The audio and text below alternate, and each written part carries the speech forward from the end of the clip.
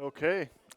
First of all, I'll say thanks for coming out. I was kind of nervous that there'd be nobody here for this talk, so I'm really, really happy that other people are interested in what I'm going to talk about here today. I was super nervous coming here, feeling like there'd be nobody in the room, so thanks for coming.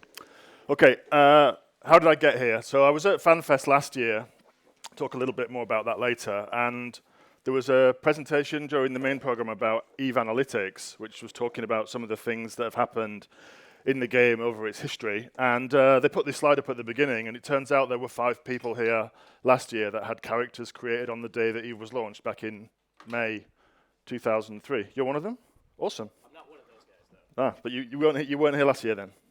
Yeah. So 5 characters that were created on day 1. And I saw my picture on there, and I was like, wow, it's kind of interesting. I felt like a minor celebrity. And I thought maybe I should come back and try and pitch a talk about how the game's changed over that 20-year period and just reflect a little bit on my experience as a kind of a long-term player of EVE. I should say that in my real-life jobs, I've given like hundreds and hundreds of talks over the years, and I'll dox myself at the end so you can like look me up. But I'm weirdly nervous about this one. I've never, ever given a talk about a video game before, so it's my first time out, but I've given a lot of talks. Okay, what am I going to cover? This story is sort of in 5 chapters, really, 6 chapters maybe. So talk a little bit about my formative few months in the game and what I found. We'll talk about a couple of player organizations that I was in really early in EVE's life cycle, one of which is actually quite well known, which is Shinra. They actually did some interesting stuff at the beginning of the game. And then this minor corp that I'm sure nobody will ever heard of called DNA. But my experiences playing with those guys really had quite a big impact on how I went on to play the game for the rest of the time that I have done. Then talk a little bit about taking breaks and coming back to the game after actually pretty long periods of time. And then, I'm in Shadow Cartel now. I've been in Shadow Cartel for quite a while. There's a few guys down here that I play with a lot. And I can't really do this talk without talking a little bit about low-sec life and kind of what it's like to operate in a corporation like that, an alliance like that, which I think has a pretty unique take on the game. So we'll cover that as well. Okay. Now, there are actually 3 major actors in this story, and I'll explain why there are 3 major actors in this story, but these are the 3 characters that you'll find me playing today, and I still play all of them really actively, and you'll find that a lot of players that started really early in EVE's life do have multiple main accounts, and there's a really obvious reason for that, which I'll get to. So these are my 3 personas. They all do different things, and they're all created for different reasons, and we'll get on and talk about them now. So the first one was Activor Force. This guy was created on the day of launch at, you can see on the character info sheet, 1721. So I would imagine that I kind of got home from work, 6:21 in the UK where I live, got home from work, very excited to play this new game, created this character. How did I choose that name? Well, Amar, and the sort of Latin Roman influence that is present in a lot of Amar character names. I kind of thought Activor was a bit Latin sounding. And the Force part, the story is about this guy who traded his soul to the devil for material gain, right? I thought that was kind of, interesting, I guess. And that turned out to be pretty apt later on when I, became an evil space pirate. So that was the starting of that character. And this is the employment history then. You can see I've not been in that many corps throughout my lifetime. So this was the first, Taggart Transdimensional. This corp was actually created before EVE was launched. This is a corp that existed in beta. It was founded by a guy called Ragnar, and he was a pretty interesting guy. He was like super busy, and I'm pretty sure that he worked in the games industry. He was an American. Pretty sure that he worked somehow in the video games industry. And unfortunately, after the game was launched, the way that it ended up being played, in the sandbox, it didn't really align with this guy's expectations as to how it would be played, and he quickly quit out and went to do something else. Now, another interesting thing about this corporation is their whole sort of philosophy was based on the writings of this person called Ayn Rand. Yeah? Yeah, and it gets a reaction, right? It gets a reaction because it turns out that this person is actually, their ideas are really divisive. It's the sort of root of US libertarian politics, and people are like very binary on that person. They either love them or they're on the other side. And this kind of manifested itself, this sort of set of beliefs manifested itself in the game in a really simple way. Nobody would help each other. Like, it's a player organization where everybody's being completely selfish. So, how do you think that worked out? Not so well. Yeah, we got rich, but there wasn't a lot of agreeing on shared goals and collaborating. Let's say that didn't really happen over there. So this guy quit out, and then a couple of other leaders were in place in that corp. One guy I remember quite vividly was in the U.S. military, and he kind of ran the corp after the original CEO left, much like a military operation, and it was a lot more teamy. It was actually a lot better when this guy, it was called Gunny P in game, when he took it over.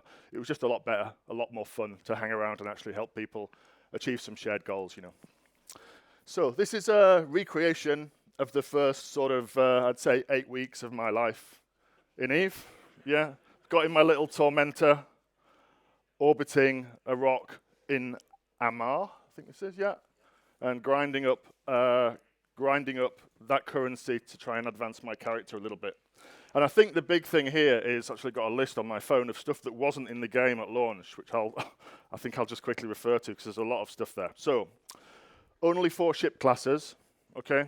Frigates, cruisers, battleships, and 1 industrial per race. So you had a very limited toolkit to play with. You've probably heard about it. The optimal mining ship. Which one, do you know? The Epoch, yeah, it's got 8 turret slots, right? So it would sit in our Apox in low sec or in null, and we would mine in our Apox. And it was shortly after launch. Oh, and jet can mining was the thing, right? So there was no suspect flag at this point, right? So jet can mining, people would come along and steal your valuable ore with complete impunity and take it, and you could do nothing about it. That was a feature of the game at the beginning. And it was around this time, when I was doing this mining, that I realized I needed an alt, and I created this second character that you might have seen, Frison Devoir Galente. French influence on the name, that's why that name got chosen. Later on, I would train that character into Galante combat ships because I wanted to, fly a Megathron and use blasters to destroy people. So that all got trained on that char as well, and still to this day, he's like perfect on everything in the Galante race. That's essentially the route that char went down.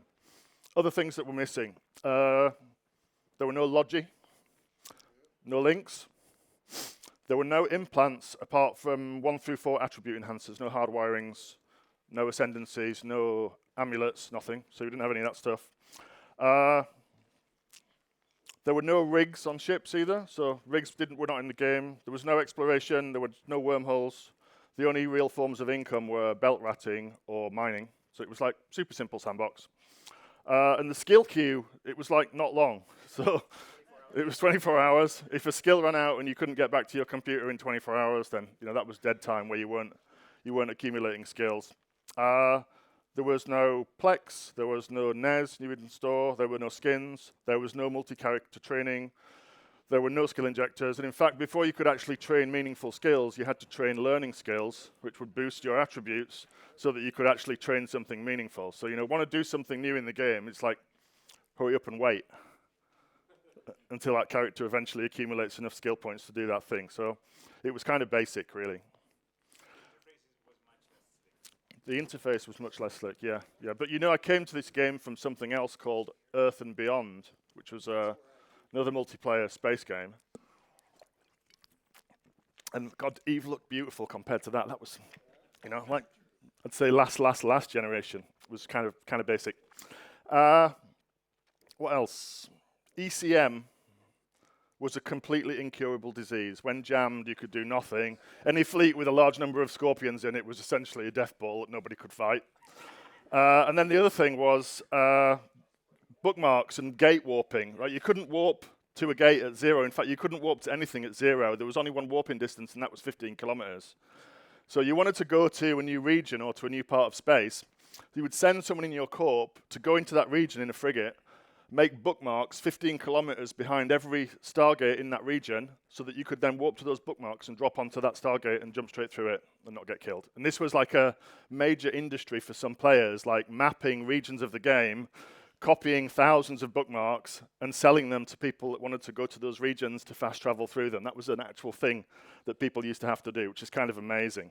And then shortly after launch, certainly in the first year, CCP introduced these flippable stations in nullsec to try to drive some conflict.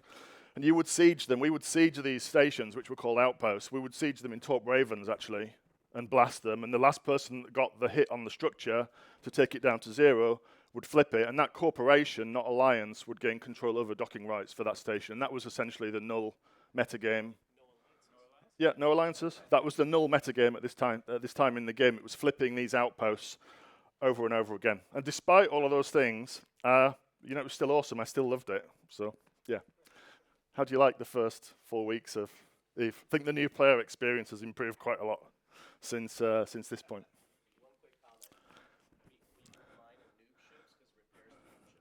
Yeah. So, after that 4 to 6 weeks of grinding, of mining that Veldspar, I eventually bought this mighty Scorpion battleship. And I thought I'll take this out to our nullsec staging location in TPRG. And I very nearly quit the game as a result of what happened, okay, which was I got caught in a gate camp. Like in a lot of, political intrigue, even at this stage, I thought the people that were killing me were blue before I jumped into them. And it turned out that arrangement had been dissolved just a few minutes before my beautiful Scorpion was also dissolved. And nothing was left, of course. And for a long time, you could find my tears as a result of this incident online. I actually lost my shit in local completely. I went crazy with these guys. They cut and pasted it and put it on a forum, and it was searchable for years. So, my main lesson from that is whatever you put on the internet lives forever, okay? Even if it's like spaceships, spaceships drama. Shortly after that, there was a new CEO in TTI, in Taggart Transdimensional, called Mark A. And he was like a super cautious small gang player. He didn't really want to involve the corporation as it was in large fleet fights, which I actually really enjoyed at the time, these battleship slugfests. And I decided that I would leave and kind of seek out more PvP. And this is where I got involved in Shinra, and a few other PvPers from TTI went with me over to Shinra as well, including one guy called Drax, whose real life name is Matt. He lives in Wales. He's become a friend of mine. I've known him for a long time. And we went together over into Shinra, really, to try and create a little bit of a PvP experience for ourselves. That was sort of next stage in the game. Now, Drax and I used to play a lot together, and one really, really vivid incident I can still remember now, and we're going back like 20 years here nearly in time. We were in a duo roam in our Ishtars, which were new to the game at the time. Hacks were completely new to the game. I don't know if you know, when the Ishtar was first released into the game, the bonus was not actually drone damage. The bonus was more drones. So if you had Hacks level 5, you would fly 15 heavy drones with your Ishtar. I mean, God only knows what the effect of that was on the performance of the simulation node, but I'm thinking probably not good, because any large fleet would have hundreds and hundreds and hundreds of drones. And I should say, one feature of the game at this time was you put 40, 80, 100 people in a system, and the simulation node would usually crash at that point. So when you talk about large fleet fights in the early days of EVE, you're talking about 50 players really being involved with them. It's not like you see today with hundreds. Even in Shadow Cartel, we have fights with maybe 500 to 1,000 ships on grid sometimes. That would have been completely impossible at the beginning. That would have been a crash fest, and nobody would have been playing the game at that kind of scale. Anyway, Drax and I roaming around, I think in Syndicate, and remember there were no ADCs, no assault damage controls in the game here, but these ships could still rep pretty well. Of course, with drone boats, you're not using cap to run the guns, right? So you can use all that to run your reppers. And we fought and killed a Typhoon, just the two of us, on a gate at 0, and our drones just chewed through it on this gate. He was blasting us with torps, because there were no rapid heavies then. And we beat him. And that was kind of my first introduction in EVE to this kind of asymmetric model that you've got, where small ships can beat large ones. And it's like rock, paper, scissors, right? I really, really enjoyed that. And I still now, 20 years later, vividly remember that individual fight. So how impactful it was on me and my experience of the game. So the other thing that happened here at the end of 2003 was the Castor expansion, right, and the arrival of Tech 2 BPOs in the lottery, yeah? I don't know if anyone knows the mechanic here. You would train research project management, you would grind standings with a particular faction up to 5.0, and that would unlock level 4 research agents for you. You fly around the galaxy, talk to the research agents, get them started on a research project, and instead of returning data cores like they do today, research data cores like they do today, they would return entries into an invisible lottery. And occasionally you'd get an email, an EVE mail, saying, do you want a BPO? And I hit on the Tracking Disruptor 2 BPO during that lottery. But my friends in the Industrial Corp Drax, and someone else that we used to play with in TTI called Ulan. They'd set up a little side business in industry. I would say they were either very, very, very lucky, or they had a lot of alts, okay? Because over the years, we'll talk about this a bit later, they minted a lot of Tech2 BPOs through that process, and that's made me space rich, thankfully, 20 years later, and I'll explain a little bit about how that came about. So I was kind of dabbling around with this Tech2 production, but what I was really interested in was small gang PvP, and also, these battleship slugfests with Shinra. Despite my my efforts in Tech2 manufacturing only being kind of limited, I did attract the attention of this guy. Hi ho, this is concerning your sales of Tech2 tracking disruptors via the forum. I noticed that you dropped the price down to 1.65 per piece. We're not happy about this situation, and I guess you're not either. We would like to stick to 2 million per piece. There was a Tech2 manufacturing cartel operating in the game, which I'd stumbled into with my limited sales of the one module that I managed to get a BPO for. So found this kind of interesting metagaming. And I think, with the arrival of research and invention, all this stuff's been eliminated. But it was definitely, people were exerting a lot of control over markets even back in 2005 when this message was sent. Okay, so back to Shinra. This is early in the game. Actually, we were created in Shinra before there were alliances as a construct. So you couldn't create an alliance, you couldn't hold SOV, you couldn't do any of that stuff. You could just team up with a few other corps with similar interests and try to exert control over an area of space. And those areas of space, they had to have NPC stations, right? Because there were no outposts, there were no POSs, there were no structures.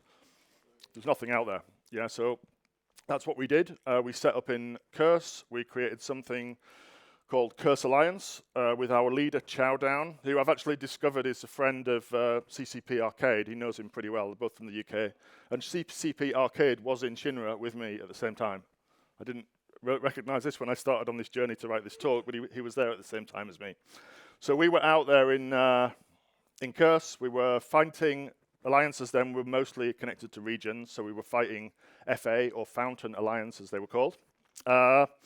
And we were flying with other corps, Shinra, ATUC, or Arcane Technologies UK. Most of the people in that corps were from Birmingham in the UK. A guy called Noob Scripter, great name, love that name. He was a FC that I remember flying with a lot. And then this guy, Chowdown, and it was literally battleship slugfest. So our APOCs against Fountain Alliances, Megathrons on a gate, typically 40 against 40, 50 against 50. By this time, usually the simulation node would stay up and we could finish those fights. But they were over quite quickly, no logi, no extended fight. It was just kind of simple positioning and blasting away each other. And then something awful happened, which was politics. Really don't like politics in games. Maybe I'm playing the wrong game. So VOTF, Vengeance of the Fallen, Black Omega Security, and a few other corps, they splintered off from Curse Alliance. There was a lot of political infighting, and I just people yelling on TeamSpeak, or Ventrilo, I think, as it was back then. I just checked out. I wasn't interested in it, so I quit it. And in the background, something really big was happening in EVE, and people in the game were talking about this big news, and that big news was this. Guiding Hand Social Club. Destruction of a really, really high-value in-game asset through what can only really be described as an act of highly well-planned and executed corporate espionage. What happened is this guy here made friends with this guy here who had this really high-value asset over months and months and months and months, established a deep relationship of trust,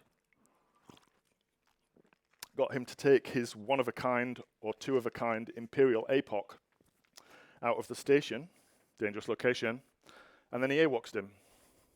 And it was such a big story that it actually got into the print. So this is in PC Gamer in the UK. Several months later, it actually got into print, but it had been talked about in the community for quite a long time before that. And it was covered by the mainstream media. This is Spiegel, It's like one of the biggest media outlets in Germany, writing an article about the destruction of virtual assets in a video game through an act of corporate espionage. It's kind of big, This is probably a seminal moment in video gaming history. It really is.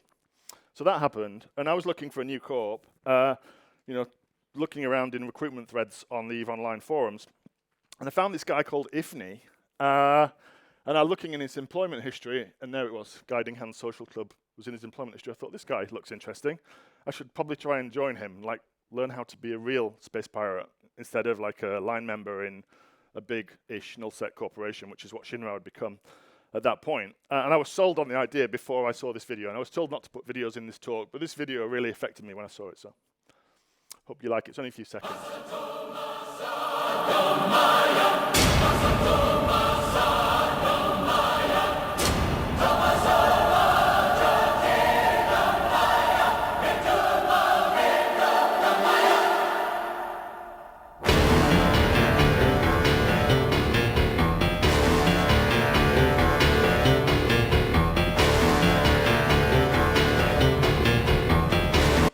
It goes on. The highlight of that video, by the way, is a raven arriving on a gate without an insta-jump bookmark because none of his friends had been 15k past the gate and made a bookmark, turning on his micro-warp drive to burn to the gate. And has anyone ever heard the term Gankageddon? Yes.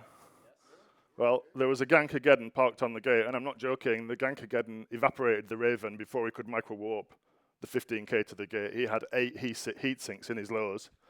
And there were no stacking penalties at this point, so your damage would just ramp exponentially as you stacked in more damage mods.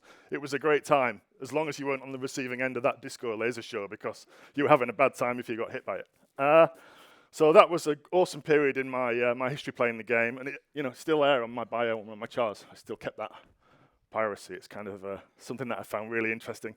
And this was like, I would describe it as, I said it here, it's like elite small gang PvP. There were like 5 guys, and I was one of them, zipping around the edge of Syndicate, laying waste to everything that we found, or running away if the fight was too big.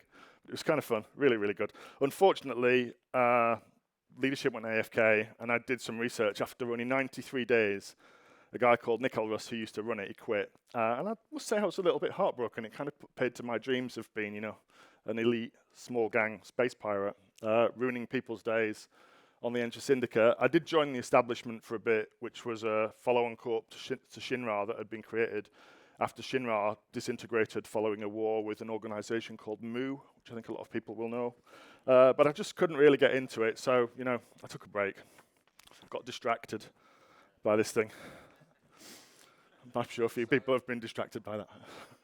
So then I came back, a few years later I came back to the game. And it's kind of weird feeling when you log in after a few years of being away. And we've got this at the moment with someone that's just come back to the corp. It's DVAC, right? Just came back. And he's been away for a few years. It's like trying to relearn all the systems.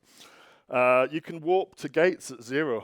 I mean, that's kind of revolutionary. No more bookmarks. But I'm still clearing up those bookmarks that are on my characters now, a good 20 years later. What else? Other big changes. You could join a fleet now by clicking a link rather than having to have the fleet boss invite you. That's actually a really big quality of life change. And all of the embedded data that you can get by clicking hot links in chat, I think is awesome. Like, none of that stuff was there at the beginning. I think you could click an item link when the game first came out. That wasn't there. The in-game browser had been removed. And also the in-game jukebox, if anyone remembers that. You could create and manage MP3 playlists natively within the game. That was a feature that CCP somehow prioritized at the beginning of development. I took a look around, and some of my characters were still in those industrial alt corps that they'd been in with Drax. And Drax was still playing the game at this point. Matt was still playing the game at this point.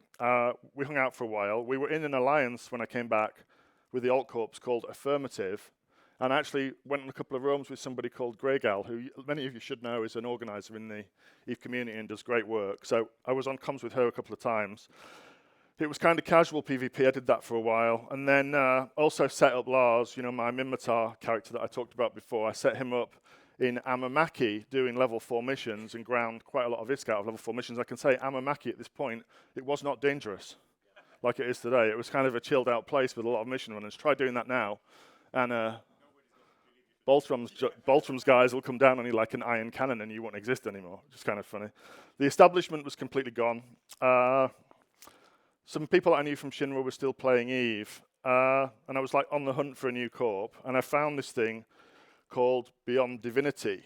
And when I looked at my application, which actually I still have here. It's my application to join Beyond Divinity and Shadow Cartel. If you're young, this is something called a forum. You know, this is what we used to have before we have Discord. Yeah, this is what we used to have. So, and all these applications are still there, right? And there's some good stuff in them. And reading this, it just reconfirms everything that I found this quite late in the research process for this talk, but it just reconfirms everything that I thought about the game at the time is actually written down in here. So it's well worth a read. And I'm sure that these slides will get circulated. I'll take a look at it. It's kind of funny. So I was like researching on Zkill, trying to find another corp-like DNA, believe it or not, and I found this group called Bidey. And the main thing I noticed about them is they'd have like blingy kill mails. Well, they'd killed quite expensive hardware with just 3 or 4 people. And I thought, this looks kind of interesting. And I applied to it and I got in. And obviously, you know, joining a corp, I had to do my short trial. And I actually found a kill mail from August 2014 when I was still in Affirmative with another corp called Special Circumstances, which was one of the alt corps that we had. But I was on a kill mail with a bunch of Shadow Cartel people, and that's obviously the point at which I made this transition. It's kind of hard piecing this stuff together. It's a long time ago, right? So, what else? Yeah, well, by the way, during my application process, I discovered a player called Angel. It's actually ANGE1. And I recommend you look this guy up on YouTube. If you want to see really old, poor quality, but very, very authentic videos of what EVE was like during its early history. You find this guy's YouTube, and he's got some great stuff. He's got Chowdown, another player called the Embalmer, another player called the Monk, and I remember these guys. Unfortunately, I'm not in any of these videos, but the quality of them is so awful, I just couldn't put them in this talk, but it's worth a look. So I met Trousered Eagle, who is the CEO of Bidey at this point, Wowbagger, who's the alliance leader for SC, who's down here at the front, and also this guy called Paquito. Anybody here heard of Paquito? Yeah. Has anybody watched the Shadow Cartel YouTube video and heard yelling? That's Paquito, all right? He's kind of crazy and he's kind of agitated, but he's actually a very good fleet operator, and he does, in my opinion, help us win a lot of fights, so we'd probably lose if he wasn't there yelling at us to do better. So it's kind of, you know, an interesting experience. At this time, I actually applied to Shadow Cartel with my second character first, which is Frizon Devoir, and most people in Shadow Cartel know me as Frizon, so you get this kind of weird thing with all these aliases floating around. And I'd also say many characters have been hidden for OPSEC reasons. Okay, so I have a lot of other chars as well beyond these, with a lot of other stuff. Yeah, so that was Shadow Cartel. It was Ishtar's. By the way, Ishtar's my favorite ship of all time. And it was Ishtar's, it was Navy Apox, if you remember that comp, and it was Proteus T3 fleets. We were flying around in LoSec, and we were actually big at this point, okay? Shadow Cartel was really big. We were beating Snuff, we were fighting Triumvirate, who we now kind of work with quite a lot, but we were fighting them a lot. We were fighting an alliance called Overload Everything, if you remember those guys, and that was a lot of fun. But we were killing everybody. There's one fight that I found on our kill board, Vestuve, January 2015. We killed 3 Dreads, 4 Carriers, and 3 Nixers in a low-set brawl. And all we had was Abaddons and some Logi. We obliterated all of these super capitals with them. It was great times. And actually, that Abaddon hull had been added during the time that I'd been away. You know, the 3rd battleship hull was added during that period as well. So during that period, I came to my first Fanfest, which was 2015. Few highlights. First thing is, if you didn't know, they actually changed the date of that event to synchronize it with a 98% solar eclipse. And it was at the Harper, so in the middle of the afternoon, we all went outside. This amazing thing happened, which, I mean, it needs explanation, because you might not spot it in the photos. Believe it or not, those photos are taken about 5 minutes apart. You know, there's no clouds on this one. On this one, the sky's completely full of clouds. The sun got occluded by the moon. The temperature dropped so fast that all of the ice crystals in the upper atmosphere froze instantly and just clouded the whole sky in about a minute and a half. It was really something. I've never seen anything like that. In terms of the content, a few things. First of all, I met a guy called Michael Bravo, who's down here at the front. Michael at the time was living in St. Petersburg, and a few years later, he found me in Tel Aviv at a work event that I was at and came and said hi, which was actually really, really nice. It's good to see you again. Really, really good. And then the other big thing at this event was virtual reality. EVE Valkyrie, putting on that headset, shooting out of that launch tube, and finding yourself in a fighter amongst a battle with a load of supercaps. That was kind of awesome. That was my first experience of VR, and I was completely blown away by it. Really, really good. Really enjoyed. And I'm sorry that that wasn't actually a successful project. I thought it was really, really great. The other big thing that was announced in 2015 was structures, Upwell structures. and they were added to the game sometime in the next 18 months, I think, after 2016, yeah. So, I didn't actually appreciate how much this would change the way the game works. I still consider it to be the greatest evolution in the history of the game, the addition of upwell structures, the 3 structure classes, making nullsec livable, even though I've never lived there, making nullsec livable, and also providing like a more strategic metagame, actual objectives to fight over. You can see how some of these big wars work with people kind of creeping their front line forward by putting down structures, and the defenders trying to destroy them through the timer cycle. I think it's really awesome, and I think the way that the timers work on a fixed schedule is also great for a game that's truly international, right? We can play in our time zone, the Russians can play in their time zone, the Chinese people that we have, quite a few of them actually in Shadow Cartel, they can play in their time zone, defend their own structures, and they've got their own metagame, which is time zone appropriate for them, which I think is really, really, really an awesome feature. So I played quite intensively for a while, and then I took a break. And the reason I took a break really was my IRL job. I was traveling all the time, and you can play EVE on a laptop, but not the way I play it, okay? With like multi-boxing and lots of alts, it just doesn't really work. So sadly, EVE had to go for a while. Took a long break, and then something happened, right? COVID happened, and lots of people returned to the game that had been on long breaks, and I was one of them that came back. Mainly because I just wasn't traveling anymore with my work, and I was traveling so much before COVID. So this time I got off to a much better start, okay? Last time around when I joined, the first thing that happened was my bestower got blown up in HiSec with 322 million ISKs worth of Amari and Starship Engineering data cores in it. So the first time I returned, actually, some things had changed, but one thing hadn't changed, which is HiSec is a dangerous place. You shouldn't go there. This time around, it was quite different. The first action of note on my kill board here was, God knows what possessed this person, but he tried to gate a Moros through Shadow Cartel's home system. And that didn't end very well for him, unfortunately. Me and 25 other people ruined his day by destroying this on a gate in Adarain just after he jumped out of Aishi, where we live. I also, though, made my own mistakes. The most amusing one was discovering how command destroyers or boosters worked, which I didn't know were in the game. I found myself 100 kilometers off the undock. Thankfully, it was only a Vexer.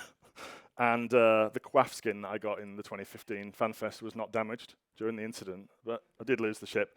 And I think that's one of the awesome things about coming back to the game. You never know quite what's different, and it's actually quite hard to get a kind of readout of everything that's changed. And this kind of discovery period that you have when you start playing again, I consider it really, really interesting and really, really fun. The constant evolution is just awesome. This time around, I did check before I came back. After my experience with the establishment, which had just disappeared while I was AFK, and offline for a few years, I sent a note to Dan, to Wowbagger, saying, what's going on? Is SC still active? And he said they'd been completely dormant, so there'd been almost nobody in Shadow Cartel for quite a few years, and they'd been largely inactive. But by the time I returned in October 20, the Poco Empire was in full swing. We were fighting a lot. We weren't dominant anymore, but we were still active. In fact, more active than we'd been for a few years while I'd been away. And thankfully, the guy that runs Bidey, Trouser Deagle, he's terrible at purging inactive. So all of my characters were actually exactly where I left them this time around, with no need to do anything like administrative to get back into the corpse, which I think is great. Some things had changed. So my favorite Ishtar was no longer favored. We just weren't using them anymore. T3 cruisers, they were the new hotness. And also this thing called the shacks, which made me wonder, what are the shacks? And actually, who are Triglavians? Because all that had happened while I was offline. Snuffed Out had become completely dominant in the period that I'd been away, and our home system remains underneath their capital umbrella. So Shadow Cartel is more of a guerrilla operation now. We don't really field very expensive hardware because the chances of it staying intact are pretty low. So if there's any Snuffed Out people in here, you're doing a good job of keeping us suppressed, I would say. The other massive change, of course, was upwell structures were now in the game. And as I said earlier, I think this is one of the biggest things that's ever happened to EVE. Those posers, they'd been reduced to parking lots for supers, really, where you park your Titan or your super caps. And sometimes they're used in wormhole space for staging, but really it's all about structures now. The features that you offer are just so much better. And we use them a lot. I use them a lot as well, okay? And this is one of the reasons that I use them so much. When I was sort of dabbling around with Tech 2 manufacturing back in my early period in the game, I wasn't actually paying much attention to what was happening in the Industrial Corp. I knew that they were getting these blueprints, but I was too busy wanting to blow stuff up, so I didn't really do much with them. And I was getting my money from those L4 missions. But when I came back, I really started looking into this. I still had characters left in these alt corps, and with the structure changes, it meant, you know, deploying pods is incredibly complicated and time-consuming, whereas laying down an Athanor that you can do reactions in to start the Tech 2 manufacturing chain is actually much, much simpler, and also much more defensible. So I got into that in a big way. They didn't sell the second Warrior to BPO, by the way. They kept that one, along with 25 others, including a Huggin, Mastodon, some ammo, prints. There's all kinds of stuff in there. It's locked in the corp, so I can't remove it. I can't scam them and steal them, and I can't have them blown up, because it's all, the blueprint copying is all done in the safety of a high-sec NPC station, but they're all there. So, yeah, that's basically how I pay for my blingy ship habit. The other guy, by the way, Yulan, who I mentioned briefly, who was in that Industrial Corp, he's actually the richest person that I know in EVE, like, know well in EVE. I look into his hangar, and he's got trillions and trillions and trillions in assets sitting in there. I have about 3/4 of a trillion in total assets, but he completely dwarfs me in terms of his level of wealth. He's like a super whale, because over this 10-year period, 20-year period, when he's been playing, he's been cranking industrial operations on a massive scale. That's the only way that you could explain the level of wealth that he has. T2 manufacturing operation, I just said it pays for the stuff that I want. Also, sometimes I can pay back to the Alliance as well. So there was an incident in March this year that you can see at the bottom, involving Varga fleet, 50 snuff carriers, and almost as many facs. And they came in on top of us when we were in Bastion sieged, fighting a smaller group, and we got wrecked. Okay, and I got my 2 Vargas, which I borrowed off the Alliance, were kind of evaporated quite quickly. So, you know, sometimes I can pay back and do my own SRP as well, which is kind of, I think, helpful. A lot of shiny toys, some stuff that I use a lot. Black Ops is quite a thing in our corporation and Alliance, really like that. Some stuff that's kind of saved in the back pocket for when we need it. And some stuff that I'm still working on accumulating more wealth to acquire. Okay, Fanfest last year. Came here last year, as I said at the beginning of the talk, and I came with my partner now, my fiancée, Sally. She really likes Iceland, so it's not hard to get her to come out here. And you can see she was like skeptical when I made her put on a event shirt last year. But then she discovered there was cosplay involved in EVE, which she loves. She's actually here in the middle, so we can make a blush here. Yeah. This, by the way, I should give credit. This guy's called Arachnos Bloodfeather. I don't know if he's here this year, but he made that Trig survival suit and was wearing it here last year. I think it's awesome. Really, really good. Yeah. As for snuff, well, I did also meet a few snuffed out people here last year. I met Phantomite, who's on the CSM ballot for this year. He's left snuff actually, and is now running a big chunk of Galante faction warfare fun. He's actually a really nice guy. Even when he was in snuff, he was a really nice guy. And we also met somebody called Alicia Severas, who we were with at the party last year. And she is a really interesting person. First of all, she's got a massive snuffed out tattoo on her arm, which I think is awesome. But secondly, she was one of the people responsible for destroying my Vargas. And when I tried to convo her to say, stop shooting my Varga, we met last year at Fanfest, she just totally ignored my in-game message request. So if you see her here, I want to talk to her about that. Okay? Yeah, she cost me 4 billion ISK. Yeah. Okay, so, you know, when I started making this talk, I actually thought that it would be mostly about systems, like things that have changed in the game. I thought it would be mostly about systems. And actually, it didn't really turn out that way. It turned out to be more about the different people that I've played with, you know, which I think is kind of interesting, because I always, like, looked at the greatest ship is friendship, and I was kind of, you know, a bit skeptical about it. But I really enjoy some of the people that I've met playing the game, and I think that's actually really important, something that we should probably focus on a bit more. There's so many people in Shadow Cartel that I've had an awesome time with. Some of these people, by the way, I disagree with vehemently about many aspects of real life, but we come together and we play this fun game together, and it is a lot of fun. Okay, and I would say that SC is kind of an interesting org, and it's interesting for a couple of reasons, right? We're thought of as, you know, low-sec pirate scum, probably. What we actually do is we run this POCO empire. So we own large numbers of player-owned customs officers, and we'll fight you for them. Basically, we'll fight you for them wherever they are. And we'll also buy them from you. So if you've got a POCO that you don't want, just come and see this guy here in the grey top, okay? And we'll try and negotiate on it. We'll buy them. We've got thousands, and we want to collect more. We love them. They don't actually make that much revenue, but they sure as hell make a lot of content. And that's what we're here for, right? Other characteristic of Shadow Cartel, despite that kind of, you know, low-sec pirate scum thing, is we're actually quite honourable. We don't switch sides in fights. We're quite careful about managing our standings, and we always adhere to our blue list. So I would say that is something that actually makes our alliance kind of, it feels a bit different when you're inside it. It's not actually like backstabbing, scamming, cheating, which is, you know, an aspect of the game which is present. It's not really like that. It's kind of different, and I actually really enjoy playing with this group of guys.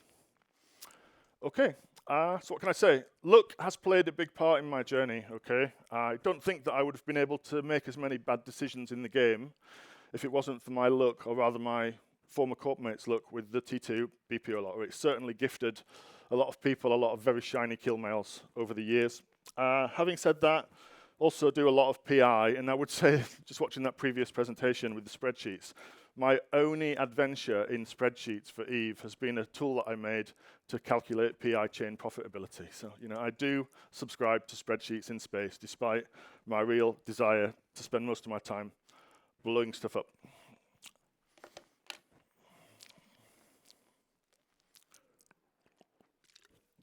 The other thing I'd say, which I think has been a big factor, we were talking about this last night actually, I've never been in a leadership role. Been in a leadership role in other games, but I've never been in a leadership role in EVE, and I actually think that that's contributed to its longevity. I think if I was doing what I do at work, which is like managing people, I don't think it would be fun. I like the fact that it's like simple line member. I can be relied on to press F1 or rep something that needs repping. Even if I'm running three logic characters, I can still like do that quite proficiently. Dan kindly told me last night that he trusts me to run multiple logic characters. He also told me he doesn't actually trust everybody else in the alliance to do that, which I thought was kind of funny. So I can do that stuff kind of well, but I don't subscribe to leadership roles. I don't subscribe to leadership roles in this game, and I don't think I ever will. For me, it's like be a line member, have fun, you know, do my own thing. And that's it. I think that's why I enjoyed it so much. I got kind of emotional when I wrote this back in May. And actually, I got kind of emotional presenting a bit of it today as well, which is kind of weird. So I hope you liked it.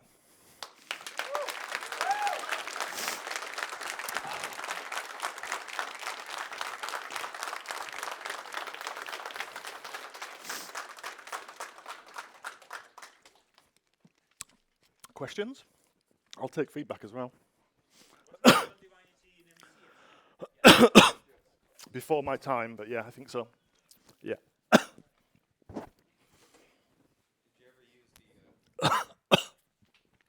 So my question. The mines in space. Use the Anaconda mines. the Anaconda mines. I still have some of those in my hangar, but I've never seen them used. Even in those early days, I've never seen them used. 4 billion-ish battleship because of it. I'm docking somebody in Nullsite hit one and I got conquered oaken. Really? Yeah, Okay, so interesting. I was in So you were in HiSec and the mine was in. yeah. That's a good feature. They should bring that back. Yeah, well, we know one's gone. Okay. Anybody else? Do you? Would I take the T2 BPOs if I could? I wouldn't, because Matt, the guy that I mentioned, who kind of orchestrated all that, I do know him. Like when I was on Facebook, and I deleted my account a long time ago, but when I was on Facebook, we used to like talk. So no, I definitely wouldn't take them. Honor, right? I actually consider it quite important. I don't think I'd steal them, no. Even if it meant I'd be able to get in PC Gamer, you know, as the newest, biggest double crosser in EVE, I probably still wouldn't do it. I don't think it was addressed. What brought you to pick EVEOnline? In the first place? Yes. Well, I was playing, as I said, another MMO, space MMO called Earth and Beyond, which I understand is actually available through some sort of emulation system now. So if you want to look at Earth and Beyond, somebody's taken the IP, which is abandoned, long abandoned. It actually shut down, I think, in 2005, 4, and I think it was killed mostly by people migrating to Eve. Frankly, I think that's the thing that sort of put the final nail in the coffin for that. I was playing that. I guess I'm interested in sci-fi. There was another part in this talk that I took out, which I'll just talk about really quickly. It's kind of weird to talk about this. I'm kind of a detail-orientated person. The more complicated something is, the more I'll get into it, okay? To an unhealthy extent sometimes, I mean, I've definitely got ASD characteristics, autistic spectrum disorder characteristics, because that's such a strong indicator of that. And I think the thing that got me with Eve is just, and it's, over time even more layers have been put on, right? It's systems on top of systems on top of systems. I just find it fascinating, really.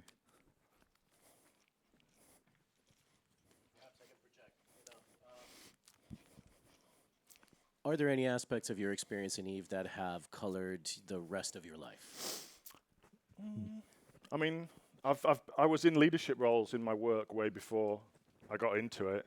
And maybe the biggest thing is, appreciating how, in order to be successful, everybody needs to pull their weight, right? If you've got people in a team that are actively working against the objective or aren't competent enough to advance the goal, then that's every bit as present in this game as it is in real life. So I guess that's a factor.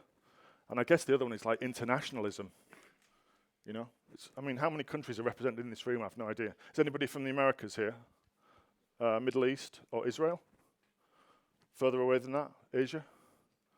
So, we've got people in our corp from China, quite a few of them, a lot of people from the US. I really like that kind of international aspect of it as well. I think it's good to get to understand people that have got differing viewpoints, differing cultures, differing political viewpoints. I think it's really an interesting part of the game as well. But that could be said for any MMO, right, with a strong community like this. I guess the other thing that's good about the game is I'm older, right? I started playing when I was 29, and I'm 50 in a few weeks. There's some people in my alliance that were 7 when I started. There's one person in my alliance, he was -5, so I'm not even sure if his parents had got together when I started playing this game. So you've got that as well. It's like, a bit of intergenerational stuff as well, I think, in play there. Someone in the meeting yesterday said that this game is going on longer than I exist. Yeah, that's it. Yeah. I think it's great. And I hope it goes on a lot more. Maybe I'll come back in 10 years and, talk about years 20 to 30. That'd be a fun talk to do.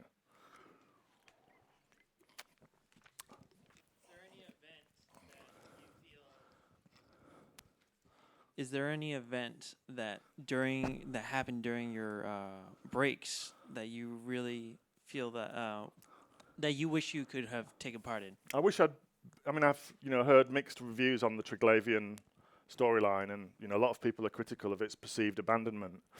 I didn't see that and would like to have seen it. When I got back, there's a system close to our home system called Ignabena, which was a high-sec border system.